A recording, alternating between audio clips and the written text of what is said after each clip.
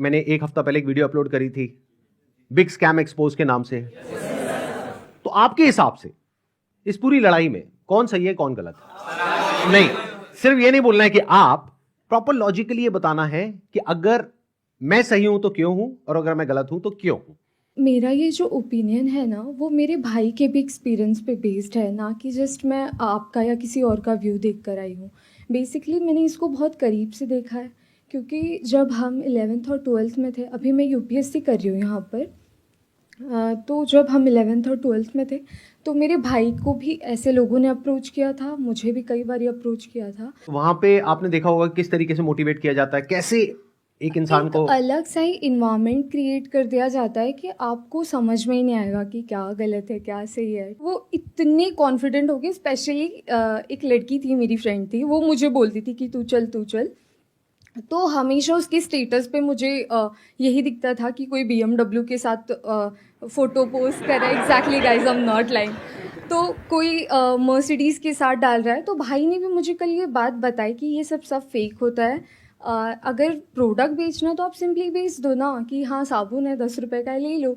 उसके पीछे आप BMW क्यों दिखा रहे हो, जो कि वो पॉसिबल नहीं है। Exactly, that is the truth. कुछ लोगों को ये लग रहा है कि ये लड़ाई मेरे और विवेक बिंद्रा के बीच में है, जबकि ऐसा कभी था ही नहीं। ये कुछ लोग समझ रहे हैं या वो खुद समझ रहे हैं। ये लड़ाई एक्चुअल में सच और झूठ की है।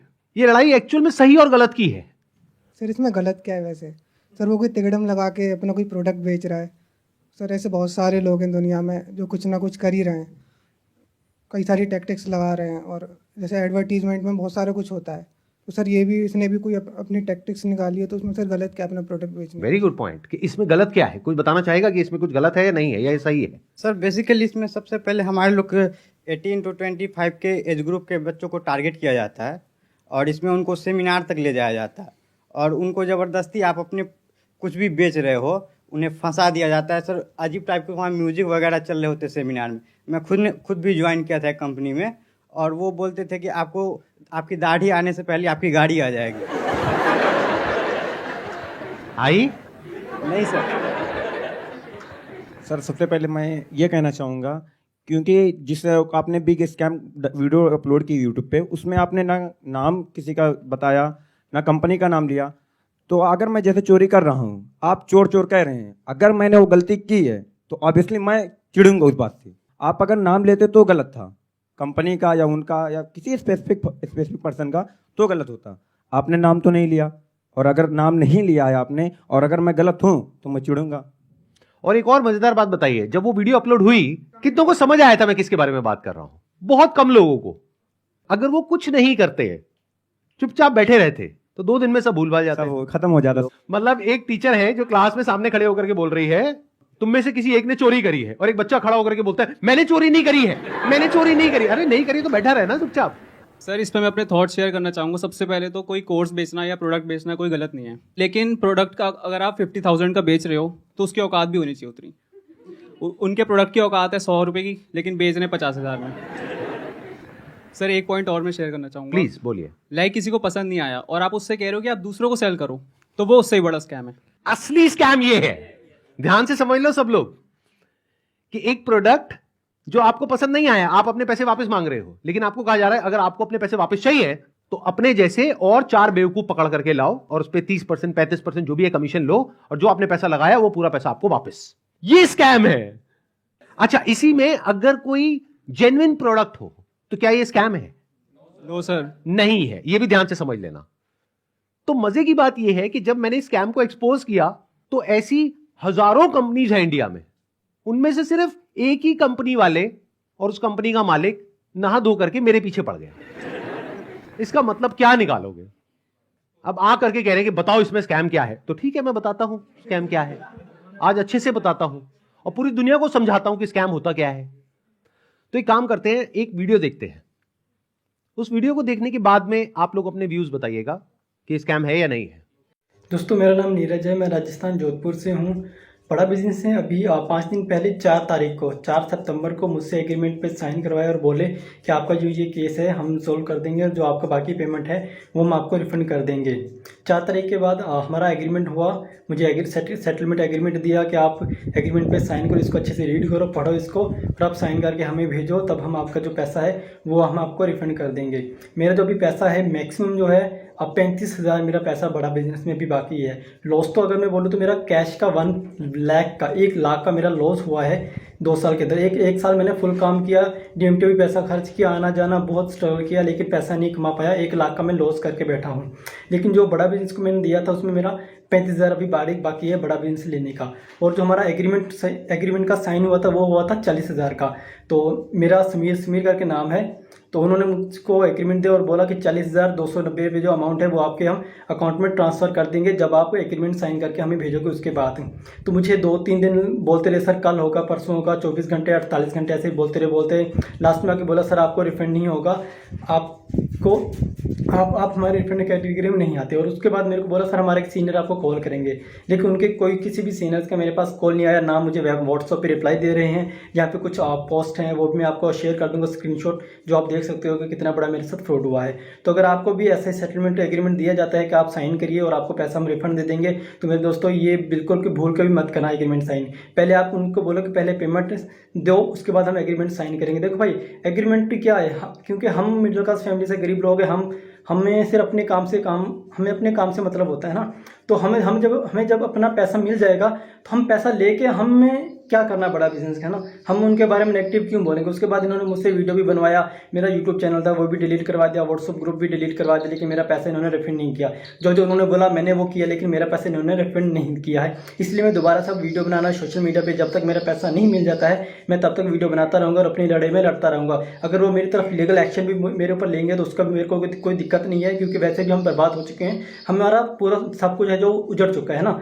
तभी इससे बुरा हमारे साथ जो भी होगा वो देखा जाएगा, और जो बुरा हमारे साथ हो चुका है इससे ज़्यादा बुरा हमारे साथ नहीं हो सकता है ना, और ना भी वो कर सकते। जितना बुरा होना था वो हमारे साथ हो चुका है। मैं जब भी IBC के बारे में सोचता हूँ मुझे ऐसा लगता है कि मेरा पैसा भी बर्बाद हो गया, मेरा टाइम भी बर्बाद हो गया। मैंने इतना ट्रस्ट किया था विवेक बिंद्रा जी पर, मेरा ट्रस्ट भी चला गया और मुझे सुसाइडल थॉट आते हैं। और मैं अगर कंपनी मेरा पैसा रिटर्न नहीं करती है तो मैं सुसाइड करूँगा। और मैंने 10-12 वीडियो बना करके अलग अलग चैनल पर डाल दिए हैं और शेड्यूल कर दिया है। मेरे ना होने के बाद वो वीडियोस रिलीज होते जाएंगे जिसमें मैंने बताया है कि किस तरीके से मैंने डॉक्टर विवेक बिंद्रा जी का वो सब भी लगा दिया कि मेल पर कि मैंने पैसा डाला था, और मेरा चैनल स्ट्राइक पड़वा दी गई है और मुझे बोलने की भी वो नहीं दिया कि मैं बोल सकता हूँ। इसलिए मैं ये बिल्कुल नए चैनल पर ये वीडियो डाल रहा हूँ। और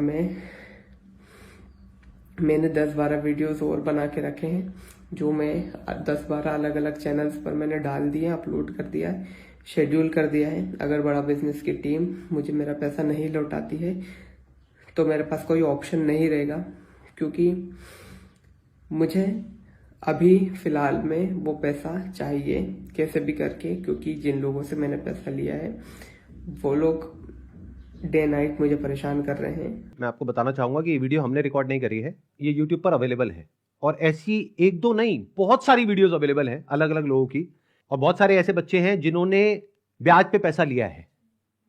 हम लोग शायद समझ भी नहीं सकते कि इन लोगों के ऊपर क्या बीत रही है। और ऐसी 1-2 नहीं बहुत सारी वीडियोस हैं, आप जाकर के YouTube पे सर्च कर सकते हैं। अब जरा इस इंसान के बैकग्राउंड को देखो कि इंसान है कौन। ये अपने नाम के आगे क्या लगाते हैं? डॉक्टर। जब यहां पर ये आए थे तो मुझे लगा था डॉक्टर है, लेकिन बाद में जब मैंने रिसर्च करी अभी पिछले 1 हफ्ते में ये सब जो हुआ है, तो मुझे पता लगा इन्होंने कोई MBBS नहीं किया है इंडिया की किसी भी यूनिवर्सिटी से, या US से, UK से, कहीं से कुछ नहीं किया है। कहां से डिग्री मिली है, कैसे मिली है, वो अगर आप थोड़ा सा रिसर्च करोगे तो आपको समझ आ जाएगा। किसने बोला पाकिस्तान से? देखो मैं आपको हिंट देता हूं, पाकिस्तान इंडिया का नेबर है, ऐसे ही इंडिया का एक नेबर है बांग्लादेश, श्रीलंका। अभी काम करते हैं, अब लीगली बात करते हैं कि स्कैम है या नहीं है। कि मतलब हमारी कंट्री का जो लॉ है वो क्या बोलता है, उसको स्टडी करते हैं। उसके लिए मेरे पास में कुछ डॉक्यूमेंट्स हैं, इसका मैं लिंक दे दूंगा अपने वीडियो के डिस्क्रिप्शन में नीचे, तो आप क्लिक करके डायरेक्टली जा करके गवर्नमेंट की जो वेबसाइट्स हैं वहां पे जा करके देख सकते हैं, पढ़ सकते हैं।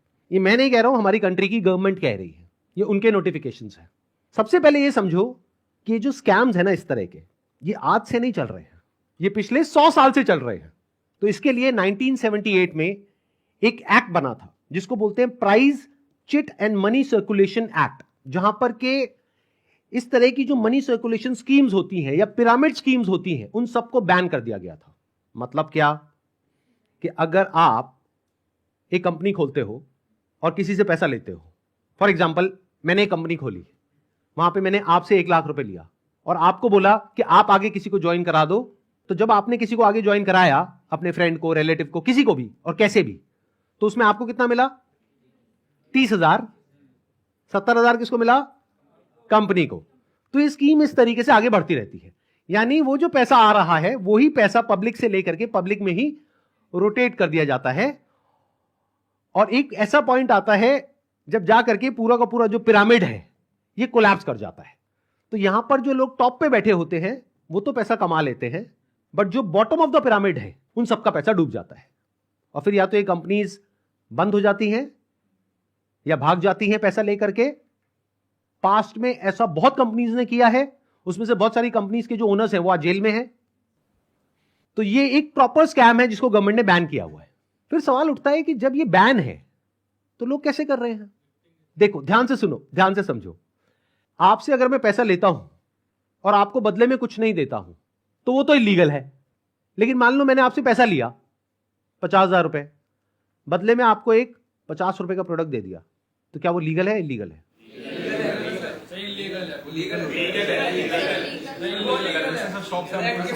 हो गए ना कंफ्यूज? तो ये एक लूपहोल है, ये जो लॉ है उसके अंदर, इसको ये लोग यूज कर रहे हैं। मतलब गवर्नमेंट ने क्या कहा कि अगर आप किसी के घर का दरवाजा तोड़ते हो और अंदर जाते हो और चोरी करते हो तो आपको सजा होगी। लेकिन ये लोग क्या बोल रहे हैं कि देखो दरवाजा लिखा है, खिड़की नहीं लिखा है। खिड़की से तो हम जा सकते हैं ना। तो जो कंपनीज जेन्युइन है और जो फेक है उसमें सबसे बड़ा फर्क क्या होता है कि जो प्रोडक्ट है अगर लोग उसकी वजह से ज्वाइन कर रहे हैं और वही एडवर्टाइजिंग में कहा जा रहा है, वही उसका ओनर कह रहा है, तब तो वो जेन्युइन है। मेरे हाथ में ये रिजर्व बैंक ऑफ इंडिया का सर्कुलर है। इसमें क्लियरली आरबीआई ने यानी रिजर्व बैंक ऑफ इंडिया ने कॉशन किया है public against multi level marketing activities. इसमें मैंने कुछ पॉइंट्स को हाईलाइट किया हुआ है, उसको मैं एक बार आपको एक्सप्लेन कर देता हूं। Income under such schemes majorly comes from enrolling more and more members from whom hefty subscription fees are taken rather than from the sale of products they offer। तो ये आरबीआई का कहना है। मतलब देखना ये है क्या वो जो प्रोडक्ट है और सर्विस है उसका जो प्राइस है वो मार्केट से थोड़ा ज्यादा है या बहुत ज्यादा है। अब आपको एक बहुत मजेदार बात बताता हूं। ये सिखा रहे हैं 10 दिन का एमबीए। 10 दिन में कौन सा एमबीए होता है? मतलब इस हिसाब से आईआईएम और ये जितने टॉप एमबीए कॉलेजेस हैं उसकी प्रिपरेशन के लिए लोग कोचिंग में जाते हैं, तैयारी करते हैं कैट को क्रैक करने के लिए, उस सबकी तो कोई जरूरत ही नहीं है। साक्षात विवेक बिंद्रा जी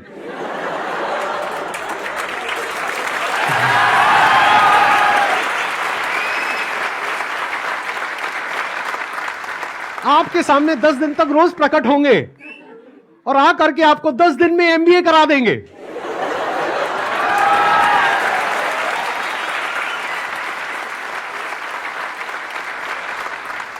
प्रोफेसर साहब एक बात बताइए, आपने अपनी वीडियो में बोला कि एक इमेज मैं 20,000 रुपए की बेच रहा हूं, तो क्या वो स्कैम नहीं है? और वो 50,000 का कोर्स बेच रहे हैं तो वो स्कैम है? इसका क्या मतलब है? मतलब भाई साहब ये है कि मेरी जो 20,000 की इमेजेस हैं वो कौन खरीदता है? आप में से कोई भी है जिसने आज तक मेरी कोई भी इमेज खरीदी? Not even a single person. तो हमारी इमेजेस कौन खरीदता है? जो बड़ी बड़ी कंपनीज हैं, बड़े बड़े ब्रांड्स हैं जिनकी टर्नओवर हजारों करोड़ रुपए की है, वो 20,000 रुपए की इमेज खरीदते हैं। क्यों खरीदते हैं? क्योंकि अगर वो इमेजेस हमसे नहीं खरीदेंगे और खुद शूट करेंगे तो उनका खर्चा आएगा 5 से 10 लाख रुपए, और वो इमेज कितने में मिल गई? 20,000 रुपए में। हमने जब वो शूट किया तो हमने 10 लाख रुपए लगाया, तब जाकर के 20,000 में एक इमेज बेची। तो इसमें किसका फायदा है? उस कंपनी का भी फायदा है और हमारा भी फायदा है। इसको बिजनेस बोलते हैं।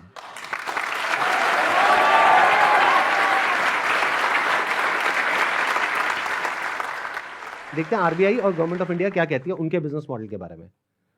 The Reserve Bank has also said that acceptance of money under money circulation, multi-level marketing, pyramid structures is a cognizable offense under the Price, Chit and Money Circulation Banning Act 1978. Members of public coming across such offers, ध्यान से सुनना, should immediately lodge a complaint with the state police. ये RBI कह रही है कि अगर आपके साथ में ऐसा कुछ हुआ है तो आपको क्या करना है? You should immediately lodge a complaint with the state police. अब एक और नोटिफिकेशन है जो बहुत इंपॉर्टेंट है, इनफैक्ट मोस्ट इंपॉर्टेंट है इस पूरी की पूरी डिस्कशन के लिए। जितनी भी एमएलएम स्कीम्स चल रही हैं, पिरामिड स्कीम्स चल रही हैं, डायरेक्ट सेलिंग कंपनीज चल रही हैं, एफिलिएट मार्केटिंग कंपनीज चल रही हैं, कि वो लीगल है या इलीगल है, ये कैसे समझा जाए। तो इसके लिए गवर्नमेंट ऑफ इंडिया ने 2021 में एक बहुत ही अच्छा स्टेप उठाया। ये मेरे हाथ में एक नोटिफिकेशन है गवर्नमेंट ऑफ इंडिया का, मिनिस्ट्री ऑफ कंज्यूमर अफेयर्स का। उसमें क्या कहा गया है? ये टोटल 13 पेज का डॉक्यूमेंट है, जिसमें क्या कहा गया है? The central government hereby proposes to frame consumer protection direct selling rules 2021। 2021 में आए थे ये। इसके बारे में बहुत लोगों को पता ही नहीं है, इसलिए ये स्कैम इतने आसानी से चल रहे हैं। अगर पता हो तो इनकी दुकान 2 दिन में बंद हो जाए। डिटेल में अगर आप जानना चाहते हैं इसमें क्या क्या लिखा हुआ है तो नीचे यहाँ पे डिस्क्रिप्शन में आपको लिंक मिलेगा, उस पर क्लिक करके आप देख सकते हैं और पढ़ सकते हैं इसको। मैं बस शॉर्ट में कुछ पॉइंट्स मैंने हाईलाइट करे हुए हैं, वो आपको बताता हूं जो समझना बहुत जरूरी है। It applies to all models of direct selling, whether it is multi level, whether it is single level, whether it is affiliate, किसी भी स्ट्रक्चर से आप सेलिंग कर रहे हो तो आपको इन रूल्स को फॉलो करना है। सबसे पहला रूल क्या है? It has no provision that a direct seller will receive remuneration और incentives for recruitment oblique enrolment of new participants in the direct selling business except as a result of sale of goods और services by them.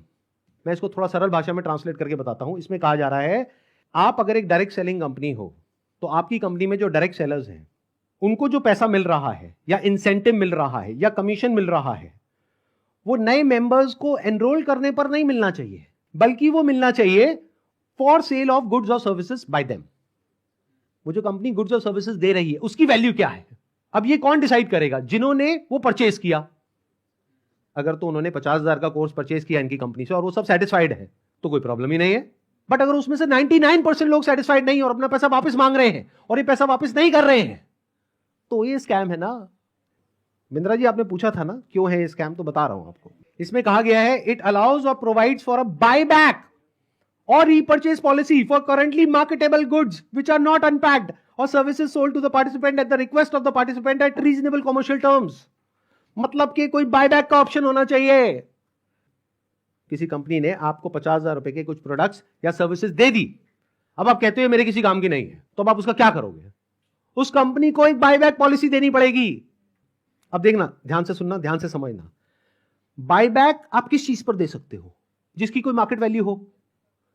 मतलब कि government क्या कह रही है यहां पर कि आप कोई ऐसा प्रोडक्ट बेचो डायरेक्ट सेलिंग में जिसकी कोई मार्केट वैल्यू हो, क्योंकि अगर 3 महीने बाद वो इंसान आकर के कहता है कि ये लो आपके प्रोडक्ट्स वापस, तो उस कंपनी को पता है कि ये प्रोडक्ट्स पैक्ड हैं, तो ये प्रोडक्ट्स हम किसी और को दे देंगे, तो ना कंपनी का नुकसान हुआ ना कस्टमर का नुकसान हुआ।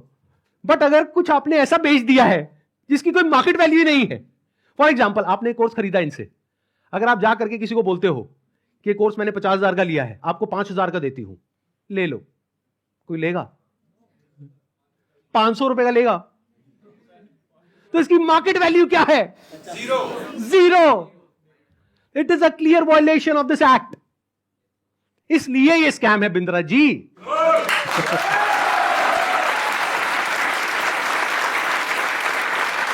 उन्होंने एक बहुत बड़ी गलती कर दी। It was never meant to be Sandeep Maheshwari versus Vivek Bindra. It was just an awareness video. जबरदस्ती आकर के बीच में छलांग मारी है उन्होंने, जबरदस्ती। मेरा मकसद सिर्फ किसी एक पर्सन को टारगेट करना नहीं है, बल्कि सबको अवेयर करवाना है कि देखो दुनिया में ऐसा कुछ हो रहा है तो बच करके रहो। Misselling means recklessly misrepresenting a product और service in order to successfully complete a sale. It also includes providing consumers with misleading information about a product or service. This can involve omitting key information, मतलब key information आप उनसे छुपा रहे हो about a product, or providing information that makes the product appear to be something it is not. मतलब कि अगर सरल भाषा में बोला जाए तो आप ऐसा नहीं कर सकते कि आप दिखा कुछ और रहे हो और दे कुछ और रहे हो. उन्होंने अपनी एक वीडियो में नहीं, पता नहीं कितनी वीडियोस में खुलेआम खुद उन्होंने, विवेक बिंद्रा ने खुल करके बोला है कि अगर आप महीने का 10 लाख रुपए नहीं कमा सके तो मैं आपके सारे पैसे वापस कर दूंगा. अब एक सबसे इंपॉर्टेंट क्लॉज आ रहा है, इसके बाद मैं एक वीडियो प्ले करूंगा. क्लॉज नंबर 7 का 2E एक पर्टिकुलर क्लॉज है जो सबसे इंपॉर्टेंट है इस पूरे के पूरे सर्कुलर में. इसको ध्यान से सुनना, ध्यान से समझना. A direct selling entity and direct seller shall not refuse to take back spurious goods or deficient services and refund the consideration paid for goods and services provided. इससे कोई फर्क नहीं पड़ता कि आपने उस कंपनी के साथ में क्या एग्रीमेंट किया है. फर्क इससे पड़ता है कि लॉ क्या है. फॉर एग्जाम्पल, आप किसी के साथ में एग्रीमेंट करते हो किसी का मर्डर करने के लिए, तो आप कोर्ट में जाकर के ये नहीं बोल सकते थे कि हमारा एग्रीमेंट था. क्यों? क्योंकि जो कंट्री का लॉ है वो किसी भी एग्रीमेंट के ऊपर है. The law of the land supersedes all agreements. तो आप लोग जो डर रहे हो ना कि हमने उनके साथ में कॉन्ट्रैक्ट साइन किया, एग्रीमेंट साइन किया है, अरे पहले लॉ को तो देख लो, लॉ क्या कहता है. अगर लॉ के हिसाब से वो गलत है तो गलत है, नो मैटर कि उसने आपके साथ क्या एग्रीमेंट किया है. That agreement must be in line with the law of the land. तो ये क्लॉज को मैं दोबारा से पढ़ूंगा, ध्यान से सुनना. A direct selling entity and direct seller shall not refuse to take back deficient services. Deficient word का क्या मतलब होता है? कोई भी ऐसी सर्विसेज जिसमें किसी भी तरह की कोई कमी है और जो कंज्यूमर है वो कहता है कि ये जो आपने मेरे को कोर्स दिया है या प्रोडक्ट दिया है या सर्विस दिया है ये बेकार है, किसी काम की नहीं है, तो उस कंपनी को पैसा रिफंड करना ही पड़ेगा. ये मैं नहीं कह रहा हूं, हमारी कंट्री का लॉ बोल रहा है. अब ये जो मैंने आपको कुछ पॉइंट्स बताए, इसके अकॉर्डिंग एक बार एक छोटी सी वीडियो को देखो बड़े प्रोफेसर की, देखते हैं वो क्या बोलते हैं. मैं आपको अपना व्हाट्सएप का नंबर दूंगा, ईमेल एड्रेस दूंगा, वहां बोल दीजिए आकर के पैसे ले जाइए. नहीं भी आना तो आप ईमेल कर दीजिएगा, आपको पैसे आपके अकाउंट में ट्रांसफर हो जाएंगे. तो आप या तो 50-60 हजार रुपए वापस ले जाइए या लाखों लाखों लाखों रुपए हर महीने कमा लीजिए. दोनों में से कुछ भी कर लीजिए. भाई अगर मैं आपको पैसा कमाने के लायक नहीं बना सका तो मेरे को क्या हक बनता है आपसे पैसे लेने का. 100% कैश बैक गारंटी, यानी कि कुछ और खरीदना चाहे अपग्रेड, लोएस्ट प्राइस गारंटी. ये कौन दे सकता है? कोई नहीं दे सकता है. इसलिए हमने ये खुल के दिया है. आपके तो रिस्क को खत्म कर दिया ना.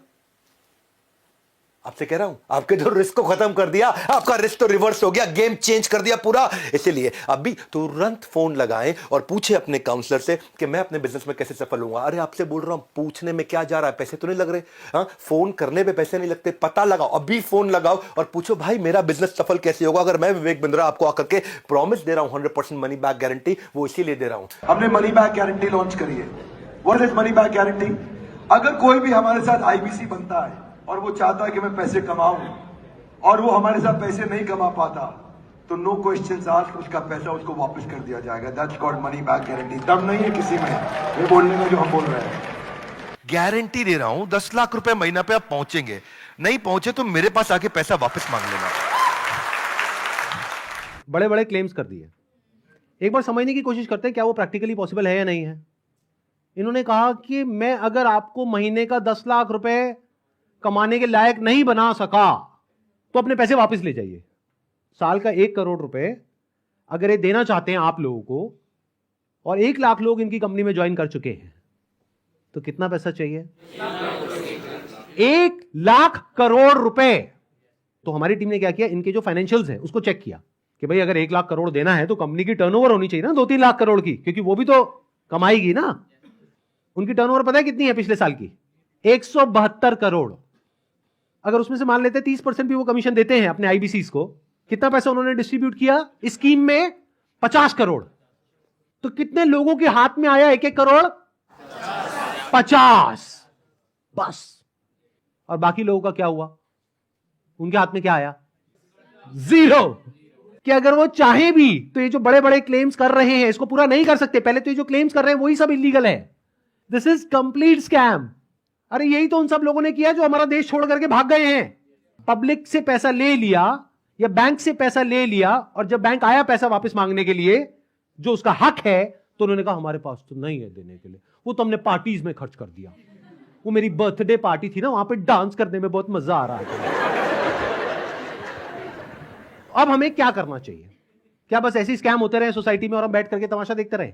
सर, हमें एक्शंस लेना चाहिए। फर्स्ट ऑफ ऑल एफआईआर जिनके साथ हुआ है उन्हें एफआईआर फाइल करना चाहिए। लॉ को एक बार देखना चाहिए। नहीं समझ आ रहा है तो जिसको समझ है लॉ की उसके पास जाना चाहिए, उससे समझना चाहिए। एंड पिटिशन नाम की चीज़ होती है, पब्लिक इंटरेस्ट लिटिगेशन, तो वो फाइल करनी चाहिए उनके खिलाफ, जिससे जो ये स्कैम्स हो रहे हैं वो ख़त्म हो। बिकॉज मॉरली ये मतलब गलत है। जिनका पैसा जा रहा है वो डिप्रेशन में जाके गलत कदम भी उठा सकते हैं। एंड इससे हमारे देश का यूथ ख़त्म होता जा रहा है, जो इस देश को आगे लेके जाएगा। जो लीगल एक्शंस हैं वो लेने चाहिए। इस एक्शन को हम दो कैटेगरीज में डिवाइड कर रहे हैं। एक वो जिनके साथ में स्कैम हुआ है, एक वो जिनके साथ में नहीं हुआ है। मान लेते हैं 1 लाख लोग हैं जिनके साथ में स्कैम हुआ है, यानी कि उनका पैसा ये कंपनी मार करके बैठी है और वापस नहीं कर रही है। तो उन्हें क्या करना चाहिए? सबसे पहले जा करके एफआईआर करनी चाहिए। अगर वो पुलिस वाले एफआईआर नहीं करते हैं तो उनको ये सारे सर्कुलर्स दिखाने चाहिए कि भाई आरबीआई ने कहा है, आप ये लिख करके दे दो हमको कि आप एफआईआर नहीं कर सकते इनके अगेंस्ट। तो उन्हें एफआईआर लॉन्च करनी ही पड़ेगी। और अगर इंडिया के अलग अलग पार्ट्स में बहुत सारे लोग इस तरीके से एफआईआर लॉन्च करते हैं, तो जितनी भी हायर अथॉरिटीज हैं लाइक सीबीआई एंड ईडी, वो सब एक्शन में आ जाएंगी। मतलब उनको भी आइडिया लगेगा कि ये कोई छोटा मोटा स्कैम नहीं है, 500 करोड़ का स्कैम है, छोटा अमाउंट नहीं होता है। और ये पैसा किसका है? पब्लिक का है। और पब्लिक में भी एक बार को मान लो किसी 50-60 साल के आदमी का होता तो मुझे इतना दर्द नहीं होता। 18-19 साल के बच्चे का है जिसकी जेब में 50 रुपए नहीं होते हैं। तो पहला क्या है, अगर आपके साथ में ऐसा कुछ हुआ है तो नंबर 1 एफआईआर लॉन्च करो। नंबर 2, अभी तक मैं इसमें डायरेक्टली इन्वॉल्व नहीं था लेकिन अब हो गया हूं, तो अब आप लोग अकेले नहीं हैं। मेरा एक सिंपल सा प्लान है कि मैं अपने चैनल पर मोनेटाइजेशन ऑन करूंगा। वहां से मेरे पास में कुछ पैसा आएगा। मान लो 2-3 महीने में मेरे पास में 1 करोड़ रुपए आ जाता है, तो इस 1 करोड़ को मैं यूज करूंगा इंडिया की सबसे अच्छी लॉ फर्म को हायर करने के लिए, जो कि इन लोगों को रिप्रेजेंट करेगी जिनके साथ ये स्कैम हुआ है। उसका पैसा कहां से आएगा? मेरे चैनल पे जो एड्स रन होंगी अगले 2-3 महीने तक, वहां से आएगा। अगर उस पैसे की मुझे जरूरत पड़ी तो, अगर उतना पैसा मैं खुद अरेंज कर पाया तो मैं एड्स ऑन नहीं करूंगा, लेकिन अगर मैं अपने बेस पे अरेंज नहीं कर सकता हूं तो मैं एड्स ऑन कर दूंगा। तो तैयार रहना, कल को बोलना मत कि एड्स कहां से ऑन हो गई। जरूरत पड़ी तो मैं 1-2 महीने के लिए एड्स ऑन करूंगा, फिर बंद कर दूंगा जैसे ही मेरे पास में उतना पैसा आ जाएगा जितना उस लॉ फर्म को देना है। फिर वापस से अगर मेरे पास में पैसा खत्म हो गया उनको देने के लिए 6 महीने बाद, फिर से एड्स ऑन कर देंगे। अपने घर की खेती है, क्या दिक्कत है?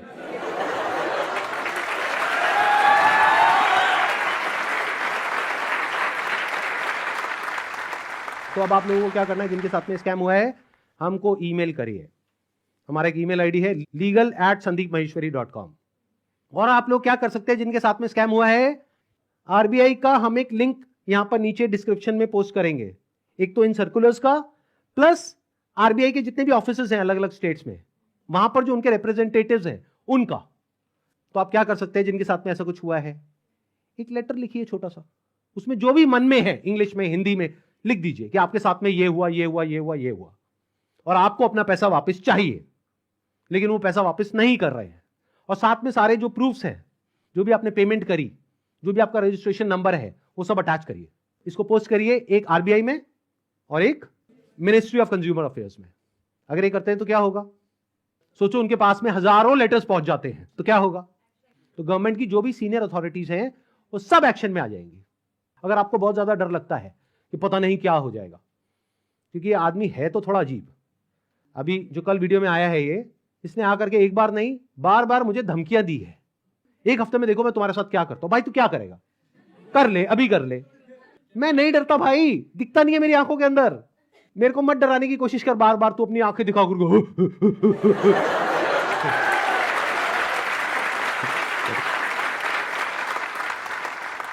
अगर मेरे को एक्चुअल में कुछ हो गया अगले 1 हफ्ते में, तो सारा शक किस पे जाएगा? है ना? कैसा प्रोफेसर है? थोड़ा तो बुद्धि यूज कर, थोड़ा तो लॉजिक नाम की चीज यूज कर। पब्लिकली आ करके मेरे को धमकाए चले जा रहा है, क्या ये लीगल है?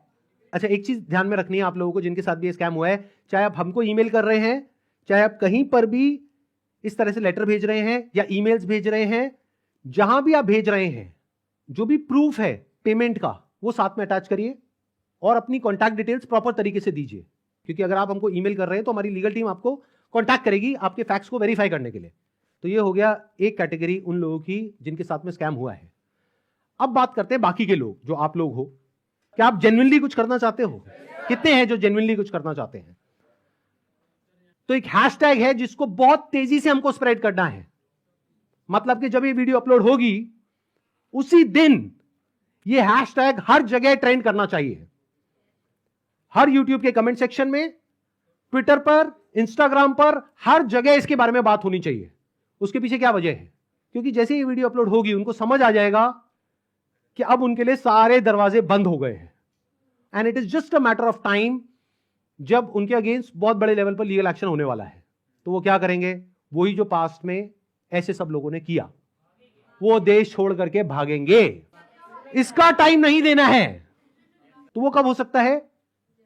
जब आरबीआई के जितने भी सोशल मीडिया पेजेस हैं, मिनिस्ट्री ऑफ कंज्यूमर अफेयर्स के जितने भी सोशल मीडिया पेजेस हैं, वहां पर सब जगह ये हैशटैग ट्रेंड कर रहा हो, तो क्या होगा? इमीडिएटली उसके ऊपर एक्शन होगा। तो अब इनको रोकने का क्या तरीका है? एक हैशटैग है, ध्यान से सुन लो इस हैशटैग को, और ये यहां पे आ भी जाएगा नीचे और वीडियो में भी दिख रहा होगा आपको। Hashtag stop Vivek Bindra. रोको इसको भाई।